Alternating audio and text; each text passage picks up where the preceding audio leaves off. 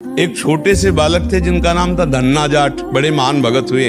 उनको परिवार की माँ ले गई कथा सुनाने, तो कथा में कह रहे थे बिना भगवान का भोग लगाए जो खाता है वो पाप खाता है। तो कथा का आखिरी दिन था, पंडित जी के पास गए, कहा कथा आपने सुनाया कि बिना भगवान का भोग लगाए नहीं खाना चाहिए, भगवान हमारे यहाँ तो भगवान है नहीं, तो आप भगवान दे दो। तो उन्होंने सोचा लड़का है, इसको ठाकुर जी तो दे नहीं सकते, तो भांग खाते थे, तो भांग का बट्टा ऊपर का, कहा ये भगवान है ले लो। ओ इतने खुशी हो, देखो विश्वास है क्या, भांग का बट्टा। घर में गए और बाजरे की रोटी, गरीब आदमी सामने रखा, पाओ प्रभु। वहाँ प्रभु कहाँ। एक दिन हो गया, दूसरा दिन हुआ, फिर वही बाजरा, तीसरा दिन हुआ, फिर वही बाजरे की रोटी। तब वो रो रो करके ऐसे भांग का बट्टा पकड़ा और कहने लगे प्रभु हमारे पास नहीं है कि हम तुम्हें खीर पूड़ी पुआ पवा सके। उसी समय श्री कृष्ण प्रकट हो गए और बाजरे की रोटी शुरू कर दी पाना। तो बोले देखो तुम कितने निर्दयी हो, 3 दिन से तो हमें भूख लगी है, हमारे घर में ज्यादा कुछ है नहीं, गरीब आदमी, पूरी रोटी तुम नहीं पाओगे, आधी हमें दो आधी तुम पाओ।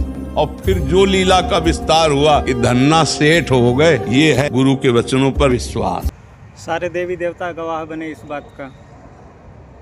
सतयुग यहाँ से शुरू हुआ।